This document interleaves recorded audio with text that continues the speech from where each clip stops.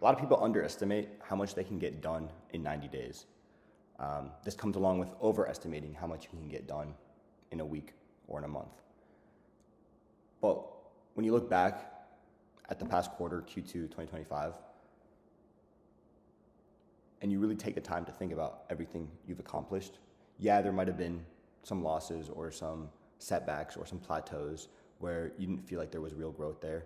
But if you really take a minute and reflect on the person you were 90 days ago, 91 days ago, whatever it is, and the business, the state of the business, or whatever you're working on personally or professionally, where that was 90 days ago, and you look at the differences between them, in most cases, you can find places of growth and use that to keep exponentially growing in the next quarters, in the next 90 days of your life. And you can look at the places where you didn't reach the goal you set out to do. And when you see those, don't be discouraged. Instead, feel a fire burning under you, because that was your goal. And no matter whether you achieved half of it, you are like 2 steps away from achieving it, or you achieved it like on the last day. If you achieved it, that's amazing. If you haven't, that means you have not yet become the person that you intended to become. And that's all right, because you have your entire life to become better and become someone who can consistently meet the expectations you set. Now, sometimes there's a problem in the expectations in the beginning of the quarter and not understanding your ability to accomplish a specific task. And sometimes it's because you didn't stick to what you promised you would do. Now, for example, we wanted to have our MVP ready out by tomorrow. However, because we've experienced and learned the actual difficulties of writing code and programming when you have very little experience, even through using AI, we realized just how difficult it is. And after taking this quarter and pushing as far as we could, it's still not there.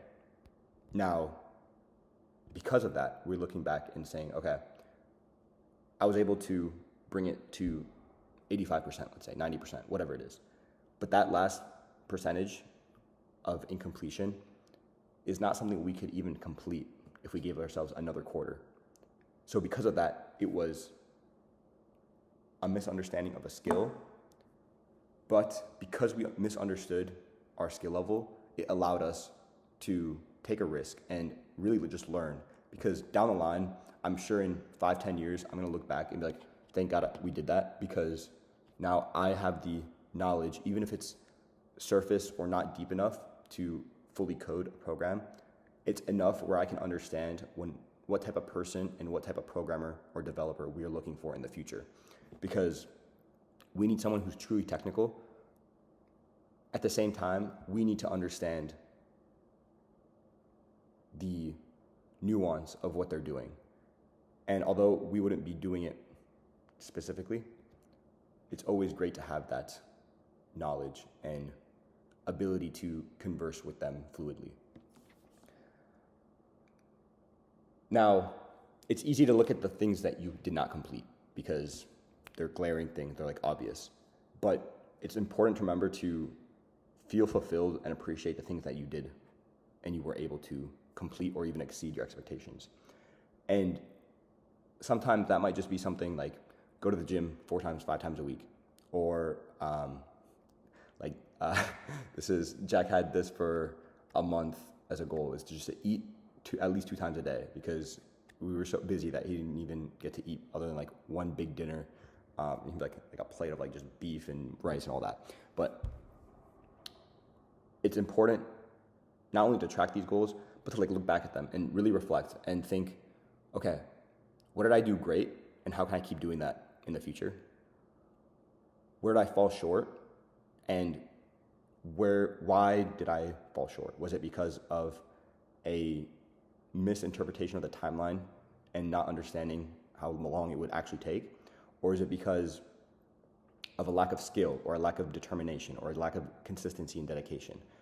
And understanding why you did not reach that goal is almost more important than reviewing and reflecting that you did not reach the goal.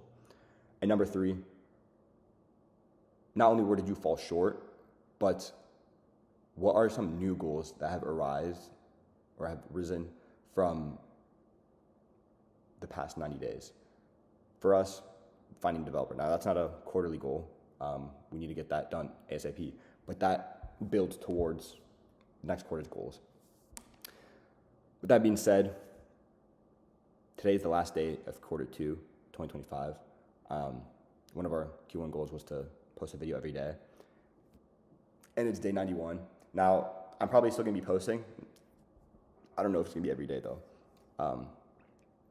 We'll think about it, and who knows? You'll see me again though. I'll see you guys next time. Peace.